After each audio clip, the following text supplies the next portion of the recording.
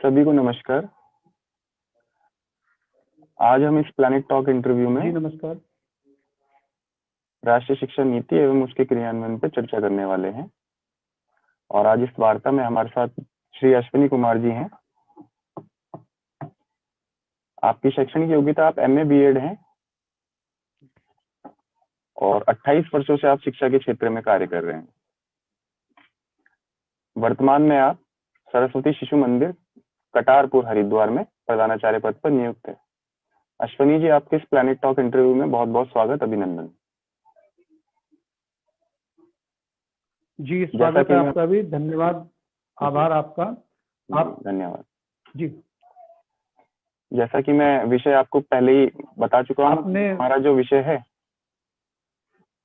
वो राष्ट्रीय शिक्षा नीति है, उसी के ऊपर आज हमारी चर्चा होने वाली है। तो मैं ज्यादा समय न लेते हुए सीधा अपने प्रश्नों की ओर बढ़ रहा हूँ और आपके सम्मुख अपना प्रथम प्रश्न रखने जा रहा हूँ। जी। जो हमारी अभी राष्ट्रीय शिक्षा नीति, नई राष्ट्रीय शिक्षा नीति जो अभी हमारी आई है, उसी पे मेरा अभी प्रथम प्रश्न यही है कि अपनी जो राष्ट्रीय शिक्षा नीति लॉन्च हुई है उसमें आपको मुख्य अच्छे बिंदु क्या लगे हैं? जी। राष्ट्रीय शिक्षा नीति लागू तो इस वर्ष हुई है जी, लेकिन विद्या भारती में राष्ट्रीय शिक्षा नीति को लेकर के गोष्ठियां और प्रबुद्ध नागरिकों के द्वारा, विद्वान जनों के द्वारा विचार किया जा रहा था और संयोग और सौभाग्य से इस नीति को अपने अनुसार अपने ही विद्यालय में आचार्य रहे और अपनी योजना को ठीक ढंग से जाने समझे हुए डॉक्टर रमेश पोखरियाल निशंक जी शिक्षा मंत्री बने और केंद्रीय शिक्षा मंत्री बनने के बाद उन्होंने राष्ट्रीय शिक्षा नीति पर बहुत तीव्रता से कार्य आरंभ किया और 36 वर्षों के बाद अपनी राष्ट्रीय शिक्षा नीति देश के अंदर लागू हुई। सबसे पहली बात, विद्या भारती और राष्ट्रीय स्वयंसेवक संघ को जो विद्यालय आरंभ करने की आवश्यकता हुई, वो आवश्यकता इसलिए हुई कि शिक्षा के 3 मुख्य उद्देश्य हैं। जी। पहला उद्देश्य ज्ञान अर्जित करना और ज्ञान प्रदान करना।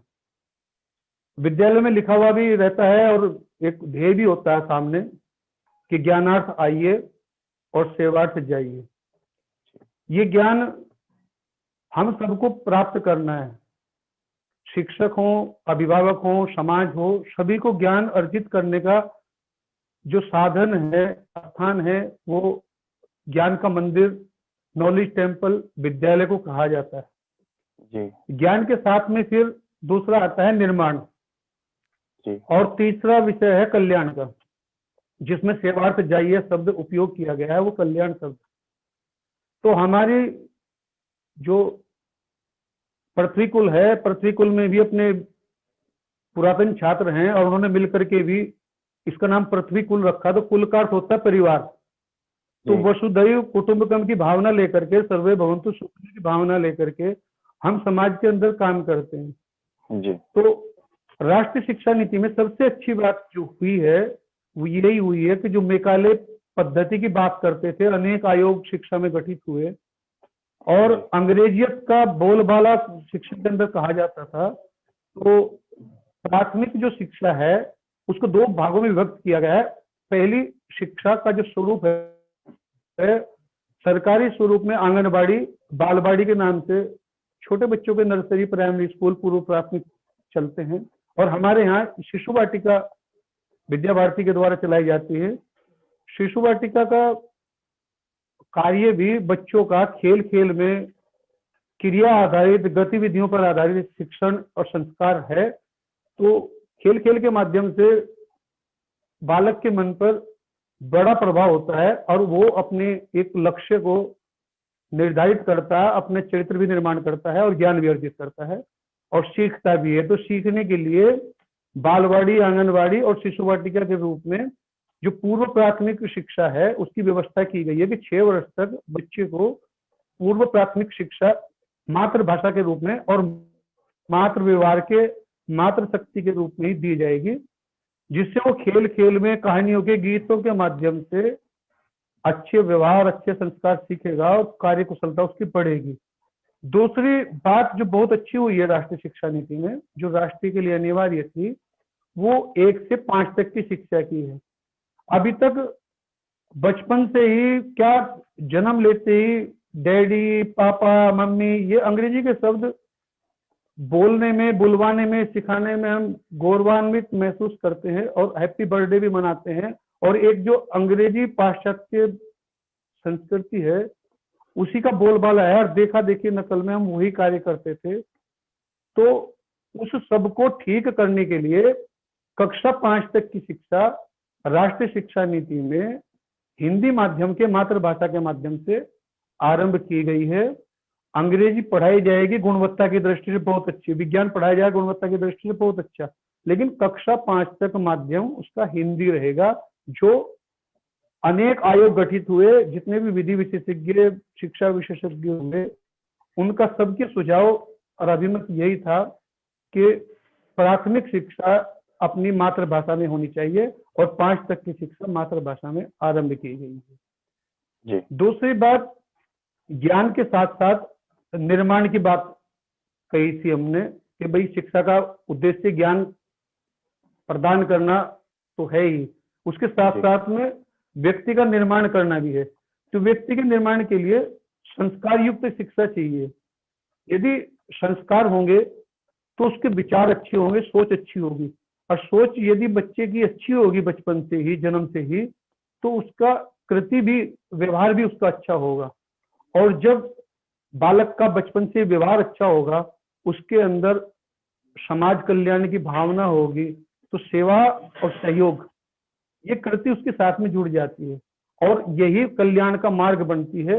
और इससे ही एक समस्या जो बेरोजगारी की कही जाती है कि शिक्षा रोजगार परक होनी चाहिए।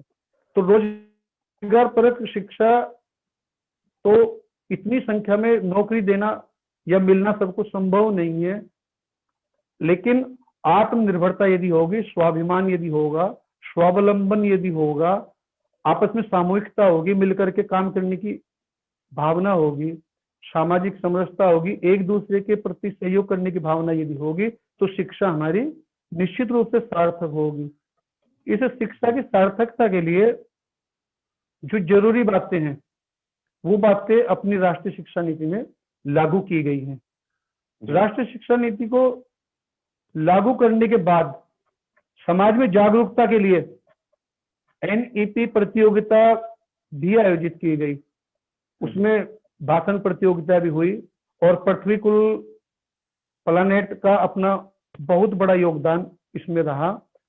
और आज हम सब एक अच्छी शिक्षा की तरफ बढ़ रहे हैं और निश्चित रूप से विश्वास है कि राष्ट्रीय शिक्षा नीति से हमारा जो भारत है, हम जो अपनी प्रार्थना में बोलते हैं भारत माता की जय, परम वैभवम नेतुमेतत् स्वराष्ट्रम, तो इसका भाव जो है, हम ज्ञान अर्जित करके अपने देश को विश्व गुरु बनाएंगे, जगत गुरु बनाएंगे। जग सिर मोर बनाए भारत, तो अपना भारत दुनिया के अंदर जग सिर मोर बनेगा। और यह राष्ट्रीय शिक्षा नीति निश्चित रूप से राष्ट्र के लिए हितकारी साबित होगी। तीसरी बात इसमें जो सबसे बड़ी हुई है, वो ये हुई है कि अपनी रुचि के अनुसार हम शिक्षा ग्रहण कर सकते हैं। पढ़ते पढ़ते कौशल का विकास भी करेंगे और बीच में यदि हमें कोई रुचि, किसी को चिकित्सा विज्ञान की है या विज्ञान की है या किसी अन्य विषय की है, तो हम उसको रुचि के अनुसार पढ़ सकते हैं जी। इस प्रकार से हम उच्च शिक्षा भी ग्रहण करेंगे तो उच्च शिक्षा भी हमारी ज्ञान परक होगी और उस गुणवत्ता परक शिक्षा होगी। और राष्ट्रीय शिक्षा नीति से मैं समझता हूँ कि एक बहुत लंबे से जो हम सोच और विचार लेकर के शिक्षा के क्षेत्र में काम कर रहे थे, वो काफी कुछ सरकार के सहयोग से निश्चित रूप से हल होने वाला है। राष्ट्रीय शिक्षा नीति के विषय में इतना ही मैं पर्याप्त समझता हूँ, समय भी मर्यादा होगी। बाकी दूसरा प्रश्न है आपका, तो आप पूछिए उसका मैं जी। द्वितीय प्रश्न मेरा यही है आपसे कि लॉकडाउन के तहत हमने ऑनलाइन शिक्षा को काफी बढ़ावा दिया है और राष्ट्रीय शिक्षा नीति में भी ऑनलाइन शिक्षा के लिए कहा गया है, तो द्वितीय प्रश्न उसी से जुड़ा हुआ है कि ऑनलाइन शिक्षा की मुख्य समस्याएं क्या हैं?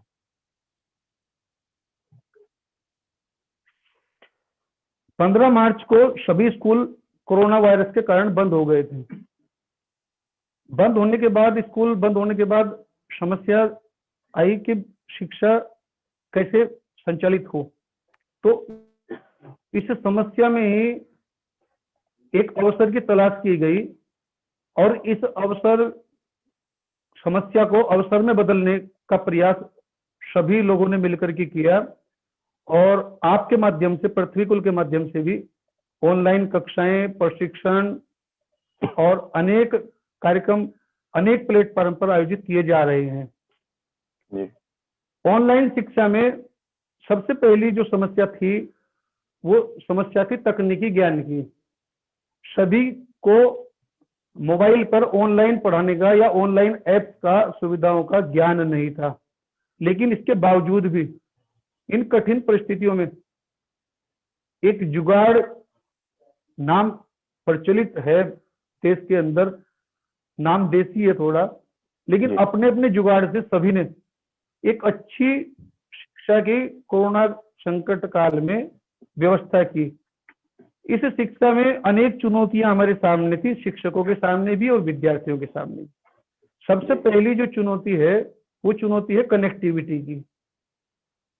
नेट का पैक हम डलवाते हैं सभी, तो 1 GB 2 GB 1.5 GB के पैक डलते हैं, इससे ज्यादा नेट के पैक डलते नहीं है। और जब हम ऑनलाइन शिक्षा करते हैं तो नेट का जो पैक है उसको खत्म होने में देर नहीं लगती, बहुत जल्दी नेट का पैक खत्म भी हो जाता है। तो ये थोड़ा महंगा लगता है और थोड़ा दुर्लभ है, कठिनता से मिलता है। दूसरी बात यह है कि कनेक्टिविटी की जो स्पीड है नेट की, 2 तरह की स्पीड की आवश्यकता होती है, एक डाउनलोड की और एक अपलोड की।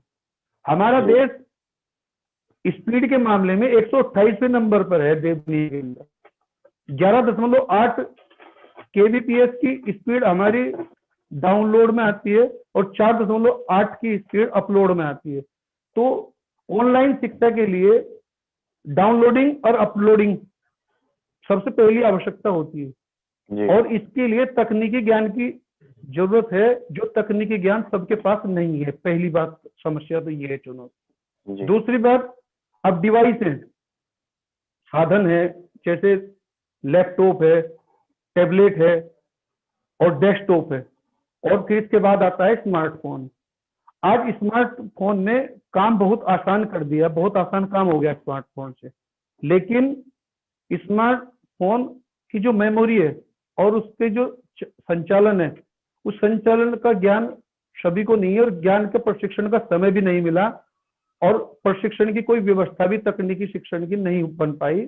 लेकिन फिर भी एक तो तकनीकी ज्ञान और नेट की स्पीड और नेट की स्पीड के साथ साथ डिवाइस की, साधनों की उपलब्धता, 3 समस्याएं ऑनलाइन में मुझे मुख्य रूप से लगती हैं।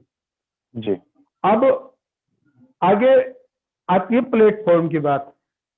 सबसे पहला प्लेटफॉर्म हमने जो यूज किया, अधिकांश लोग यूज करते हैं, वो व्हाट्सएप का प्लेटफॉर्म है। व्हाट्सएप पे ग्रुप बनाए, ग्रुप बनाने के बाद उनके ऊपर हमने वर्कशीट डालनी शुरू की लेसन की। तो वर्कशीट लिखनी पड़ती और फिर भेजनी पड़ती है। सबके पास व्हाट्सएप के फोन नहीं है और गांव में ये फोन यदि हैं भी तो उनके माता पिता या भाई बहनों के, बड़े भाई बहनों के पास है और वो बड़े भाई बहन, माता पिता घर पर नहीं रहते। और कुछ विषय की बातें भी ऐसी होती हैं कि वो उनकी समझ में भी नहीं आती। बच्चों की समझ की बात है, बच्चों के पाठ्यक्रम की बातें हैं, तो बच्चों के पाठ्यक्रम से भी सीमित है वो, तो उसमें कठिनाई आई। लेकिन व्हाट्सएप वर्कशीट भेजने के लिए और इमेज भेजने के लिए सबसे अच्छा साधन है। व्हाट्सएप का काफी यूज इसमें हुआ। दूसरे नंबर पे जो वीडियो कॉलिंग के ऐप है, जैसे गूगल मीट है, जूम पे हम बात करते हैं भी, और भी स्काइप है, अनेक जूम जैसे ऐप भी वीडियो कॉलिंग के लिए इस्तेमाल किए गए। जी। लेकिन इसमें समस्या क्या है इसमें समस्या पाठ्यक्रम की निश्चितता की है। हम पढ़ाते हैं और बच्चे पढ़ते हैं। जी आपने भी बहुत कोशिश की, किताबों के फोटो भी लाए, किताबों की वीडियो भी लाए, लेकिन एक निश्चित पाठ्यक्रम निश्चित नहीं हो पाया।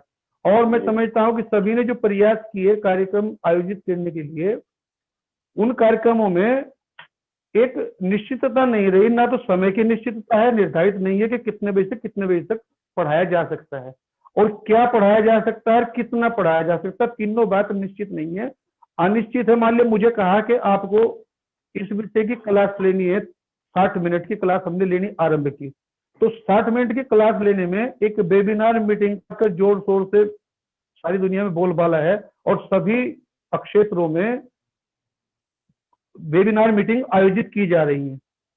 जी वेबिनार मीटिंग का मतलब होता है मिलना, जी बैठना और बैठ करके किसी विषय पर बात करना, ये मीटिंग है। और स्कूल में है टीचिंग, टीचिंग में पढ़ाना पड़ता है। पढ़ाने के लिए सबसे पहले तो वातावरण चाहिए, पेंसिल कॉपी भी चाहिए, पेंसिल पर नोट करना भी चाहिए, सुनना भी चाहिए। तो जहां तक मैं समझता हूं, ये टीचिंग में एकाग्रता की कमी है। जितने ध्यान से क्लास में बच्चा बात सुनता है और टीचर बात बताता है, मोबाइल पे वीडियो कॉलिंग में या मीटिंग में उतनी एकाग्रता से वो बात सुनता नहीं है। दूसरी बात समझ में आने की बात है कि 9 बजे से लेकर के 5 बजे तक ऑनलाइन कक्षाएं चलती हैं। तो 9 बजे से 5 बजे तक एक एक घंटे की जूम की क्लास यदि चलेंगी, तो 5 विषय की 5 क्लास चलेंगे, 10 विषय हमारे पास है, 10 विषय की 10 क्लास चलेगी, तो 9 बजे से 5 बजे तक का समय बैठता है। इतने समय में मानसिक कठिनाई भी होती है और शारीरिक कठिनाई भी होती है। देखने में यह आता है कि 40% आज विद्यार्थी तनाव के शिकार हैं, या फिर शारीरिक, किसी की आंखों में देखने में परेशानी होती है, किसी की कमर में बैठने के कारण परेशानी होती है, लेकिन शारीरिक परेशानियां भी अनुभव होती है। इसके बावजूद जो हमारे प्लेटफॉर्म है यूट्यूब, यूट्यूब पर हम कोई वीडियो टीचिंग की बना करके अपलोड करते हैं। उस अपलोड करने में एमबी भी कम लगती है, और उसको फुर्सत में एक बार 2 बार जितनी सुविधा उतनी बार स्टूडेंट देख सकते हैं। लेकिन वो यूट्यूब की देखी हुई वीडियो जो है, उसका सीखने का जो रिस्पॉन्स देने का, जवाब देने का मात्रा है, वो कम है। हमें सिर्फ जो हम प्राप्त करते हैं, एक गूगल फॉर्म, सर्वे फॉर्म है गूगल का, गूगल की बहुत सारी एजुकेशन सुविधाएं हैं जो निःशुल्क हमें प्राप्त होती है। तो उसमें ही गूगल फॉर्म है, जिसका पृथ्वी कुल के द्वारा प्रशिक्षण भी दिया गया था सभी आचार्यों को। समय समय पर पृथ्वी कुल ने प्रशिक्षण की व्यवस्था की। तो गूगल फॉर्म के माध्यम से ही बच्चों की जो रिस्पॉन्स है, सीखने की मात्रा है, कितना वो सीख पाए हैं, या परीक्षा जो है वो गूगल मीट के माध्यम से, फॉर्म के माध्यम से प्राप्त की जा सकती है। लेकिन उसके लिए भी कनेक्टिविटी की भी और डिवाइस की भी जरूरत पड़ती है, और फिर उसको याद रखने की भी आवश्यकता हमको पड़ती है। जी कुल मिलाकर के देश के अंदर स्कूली शिक्षा में 40 करोड़ लोग जुड़े, और उच्च शिक्षा में, वो ऑनलाइन कक्षाओं में 8 करोड़ लोग जुड़ पाए। संख्या बहुत बड़ी है, लेकिन उच्च शिक्षा में ऑनलाइन कक्षाओं की समस्या अलग है, और स्कूली शिक्षा में ऑनलाइन कक्षाओं की समस्याएं अलग हैं। हमने यदि स्कूल आरंभ किया, तो हमने जो टाइम टेबल तैयार किया, वो टाइम टेबल अपने स्कूल के अनुसार तैयार किया। जैसे हम अपने स्कूल में वंदना कराते हैं, वंदना के बाद फिर सदाचार का पीरियड चलाते हैं, फिर इंग्लिश का पीरियड चलाते हैं, फिर विज्ञान का पीरियड चलाते हैं, और हमने कोशिश ये की कि 5 विषय कम से कम इसमें कवर हो जाए, पाठ्यक्रम भी कवर हो जाए। तो देखने में ये आया कि बच्चों को ये बोझ महसूस हुआ। 4 घंटे, 3 घंटे, 2 घंटे भी बैठना लगातार मुश्किल है। बड़े बच्चे तो कुछ थोड़ा बहुत एकाग्र बैठ भी सकते हैं, लेकिन छोटे बच्चों के लिए कठिनाई जरूर आई है। अब इसमें इसी क्षेत्र में आगे बढ़ते हुए एक और प्रश्न है मेरा शिक्षा है। जी जी जी जी नहीं कहिए आप जी।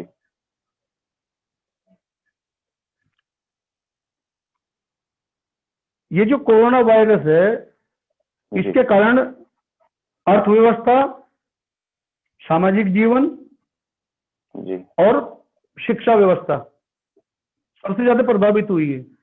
और शिक्षा व्यवस्था में अवसर भी प्राप्त हुए सीखने के, लाभ भी हुआ है, लेकिन निष्कर्षतः ये कहा जा सकता है कि ऑनलाइन एजुकेशन जो है शिक्षा, ये ऑनलाइन एजुकेशन शिक्षा की व्यवस्था का अंग हो सकती है, लेकिन विद्यालय शिक्षा की तरह पूर्ण नहीं हो सकती। ऑनलाइन शिक्षा से पूरी शिक्षा की व्यवस्था नहीं हो सकती। सरकार ने भी डिजिटल एजुकेशन के लिए, ऑनलाइन शिक्षा के लिए कुछ प्लेटफॉर्म तैयार किए हैं, जी जैसे स्वयं प्रभा, दीक्षा ऐप, माइक्रोसॉफ्ट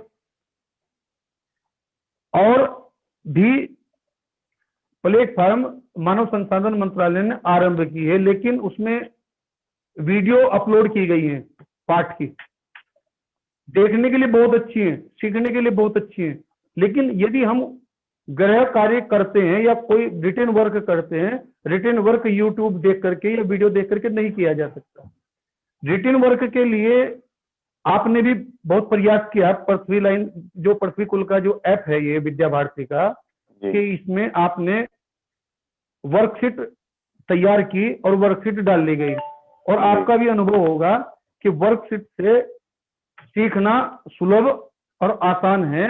वर्कशीट केवल हल करनी होती है, वो गूगल फॉर्म पे भी की जा सकती है, ऑनलाइन और ऑफलाइन दोनों प्रकार से की जा सकती है। जी अब ऑनलाइन और ऑफलाइन दो प्रकार शिक्षा के सभी ने अपनाए। ऑफलाइन का मतलब यह है कि विद्यालय को छोड़ करके कॉपी पेंसिल से लिख करके वर्कशीट को हल करना। वो घर जाकर के भी आचार्यों ने, टीचर्स ने, सरकारी टीचर्स ने भी बच्चों के घर जाकर के ऑफलाइन वर्कशीट को हल करा करके करा करके लाते हैं, और या गूगल फॉर्म के माध्यम से वर्कशीट भेजी गई आपके द्वारा भी प्रतिकूल ऐप में डाली जाती है ऑनलाइन, और वो बच्चे आचार्यों की सहायता से, विभागों की सहायता से वर्कशीट को हल करते हैं। तो वर्कशीट हल करने का निष्कर्ष यह है कि हम बच्चे को जो गृह कार्य देते हैं ऑनलाइन एजुकेशन में, वो गृह कार्य असाइनमेंट के रूप में दिया जाता है या प्रयोग के रूप में दिया जाता है, दूसरा साधन नहीं है। तो असाइनमेंट में और प्रोजेक्ट में काम करके दिखाने में पता नहीं चलता कि वो काम उसी ने किया या किसी और ने किया। सेल्फ अपने आप उसके अंदर योग्यता, स्किल डेवलप हुआ तो नहीं, वो सीख पाया कि नहीं सीख पाया, ये प्रॉब्लम अब मैं समझता हूँ कि अभी उसमें है।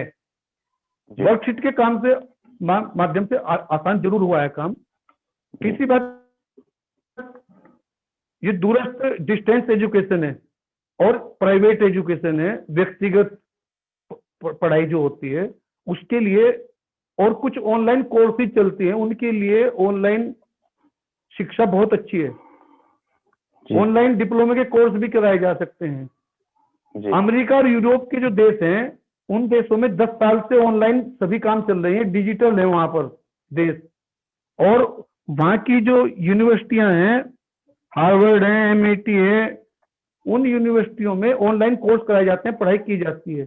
स्कूली शिक्षा वहां बहुत महंगी है, लेकिन अधिकांश लोग ऑनलाइन के बजाय स्कूली शिक्षा को पसंद करते हैं। अच्छा, महंगी होने के बावजूद भी स्कूली शिक्षा को ग्रहण करना चाहते हैं, क्योंकि स्कूली शिक्षा में जो वातावरण मिलता है जी, ये टेक्नोलॉजी से जुड़ा हुआ, मैं आपसे, क्योंकि आप टेक्नोलॉजी के ऊपर ही बात कर रहे हैं, तो मैं उसी से जुड़ा हुआ आपसे एक अंतिम प्रश्न और कर रहा हूँ कि हमारे पृथ्वी कुल द्वारा निर्मित विद्या भारती एप्लीकेशन के तहत आप राष्ट्रीय शिक्षा नीति के अंतर्गत ऐसी क्या विशेषताएं देखना चाहते हैं आने वाले समय में? ऐसे क्या फीचर आप ऐड करना चाहते हैं कि अगर ऐसा हो तो हमारे लिए शिक्षा में सरल हो जाएगा?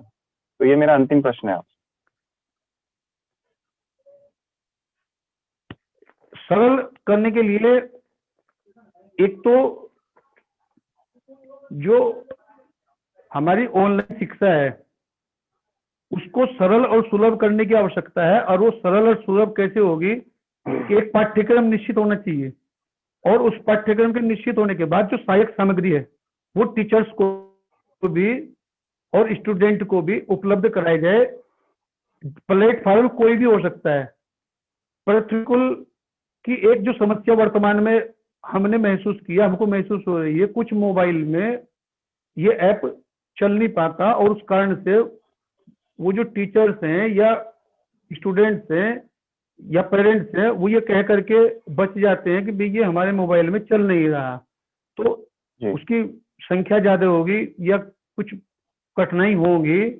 तो एक तो यदि हो सकता है, वैसे तो आपने प्लानेट टॉक भी बनाया है, आपकी फेसबुक पे भी आप कोशिश करते हैं, सोशल मीडिया का सारा उपयोग पृथ्वीकुल करता है और जी उससे आसानी और सुलभता भी हो रही है, सीखने को बहुत कुछ मिला। पृथ्वीकुल मैं समझता हूँ कि अभी तक जितने ऐप हैं सबसे अच्छा ऐप है, क्योंकि उसके अंदर सब प्रकार की सुविधाएं हैं। लेकिन उसको जो समझने की दृष्टि है, वो मैं समझता हूँ समझने की दृष्टि लोगों के पास कम है, उन्होंने कम समझा उसको।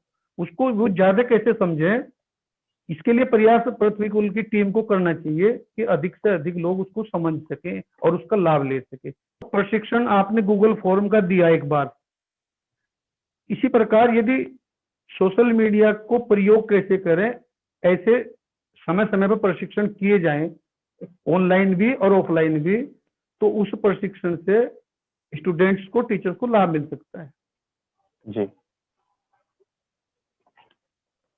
जी बस इतना ही मैं समझता हूँ। वैसे पृथ्वीकुल का काम सराहनीय बहुत है, जी बहुत तरह के प्रयास पृथ्वीकुल ने किए हैं, अनेक प्लेटफॉर्म पे पृथ्वीकुल आज है और मुझे लगता है कि पृथ्वीकुल अभी तक जितने ऐप हैं उनमें सबसे अच्छा है इस समय। जी आपके सभी सुझाव नोट किए जी, गए हैं और बताइए। आने वाले समय में इन्हें जल्दी इम्प्लीमेंट भी किया जाएगा अपनी विद्या भारती पृथ्वीकुल एप्लीकेशन के तहत। आपका बहुत बहुत धन्यवाद इस वेबिनार से जुड़ने के लिए। आपने अपना बहुमूल्य समय इस वेबिनार के लिए निकाला। धन्यवाद, नमस्ते।